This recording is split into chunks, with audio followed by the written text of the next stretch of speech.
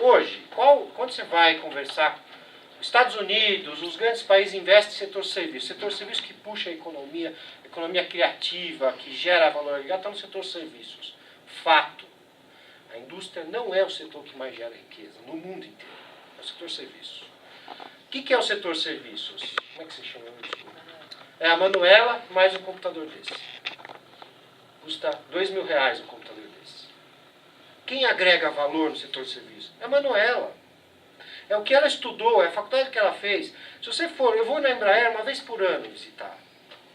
Tem 4.000 engenheiros na Embraer. Ou seja, qual é o valor agregado da Embraer? É o avião pronto? Não é. A Embraer fabrica o tubo na China, compra as peças importadas. O que agrega valor na Embraer são aqueles 4.000 engenheiros que estão trabalhando hoje no avião que vai voar em 2035. Então, ou seja, por que o Brasil precisa da indústria? Porque eu não tenho manuelas à vontade. Eu não tenho a configuração que eu tenho no Brasil não me permite ter um setor de serviço de alto valor agregado. 4% da mão de obra brasileira está em setores de serviço de alto valor agregado. Converso sempre com o diretor da TOTUS. O que limita a expansão da TOTUS no Brasil? Onde que eles perdem o mercado para outros concorrentes? Falta de mão de obra qualificada. Então, para você ter um serviço de alto valor agregado como uma Apple, uma IBM, aqui no Brasil, como um escritório de engenharia, você precisa ter mão de obra qualificada. Nós não temos. Não temos. Então, qual o setor, segundo setor que agrega valor e que consegue agregar valor, que é capital intensivo, sem ter uma mão de obra igual a dos Estados Unidos? É a indústria. E aí eu consigo gerar um pouco mais de valor agregado, porque se eu for depender do setor de serviços no Brasil, vai ser um setor de serviços de baixo valor agregado.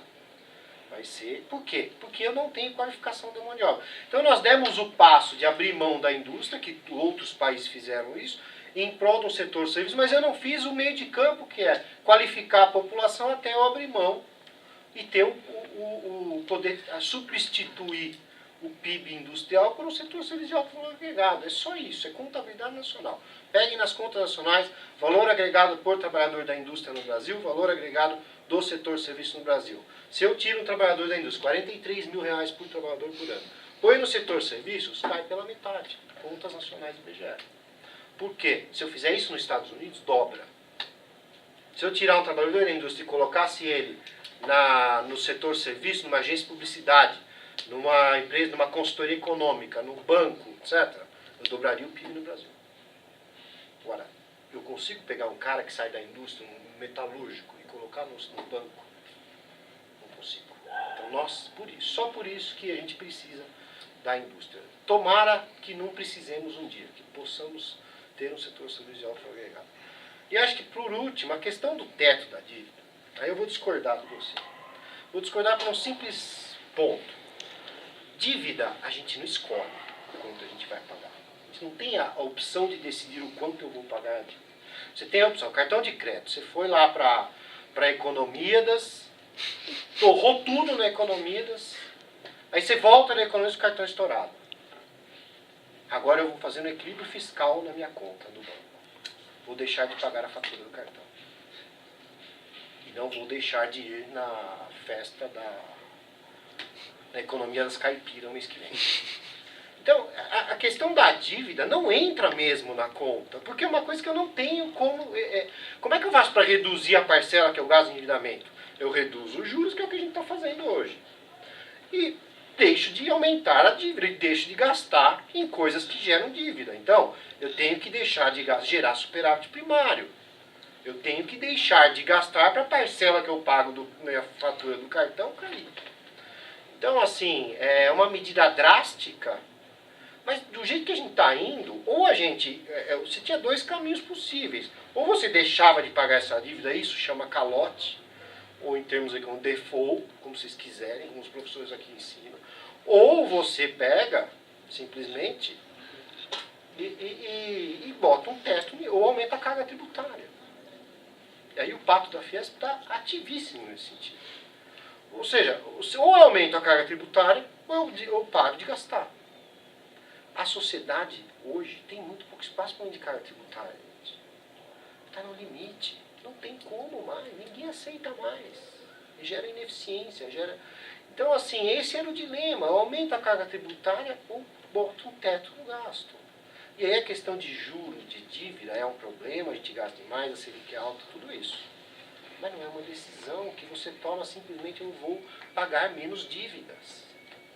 A decisão é, dou um calote ou não dou. Gero imposto inflacionário, e aí estoura a inflação. Então, você veja, o problema foi ter deixado chegar aonde nós chegamos. Inflação em 2 dígitos, déficit primário, com carga tributária de 36% do PIB. Eu acho que tem algum ponto ainda que faltou, acho que é isso. É só complementar, né? A dívida que você menciona, você falou, foi na economia. Você sabe até com que gastou. A nossa, quando foi feita, para quê? Né? O que a gente defende em primeiro lugar em relação a essa dívida, e está na Constituição, né, é a auditoria da dívida. É o básico. Agora, quem ganha com a dívida interna brasileira, aí a gente entende até porque que a Federação da Indústria tem uma visão positiva em relação ao teto de gastos excluindo dívida. Porque muito dos resultados financeiros das indústrias vem de aplicações em tesouro, em títulos da dívida interna brasileira. Isso né?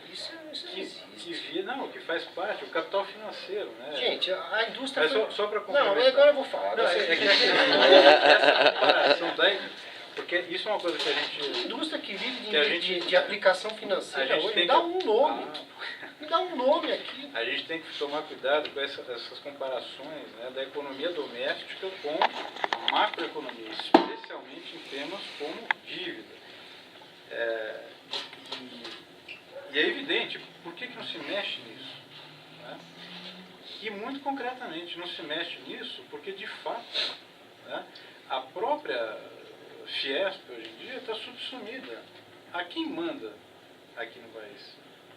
É o Paulo Scaff? São os sindicatos patronais da indústria? Seria até bom que tivessem mais ascendência, mas não são. Né? São 2 grandes bancos. A questão que você colocou da indústria, de abrir mão, eu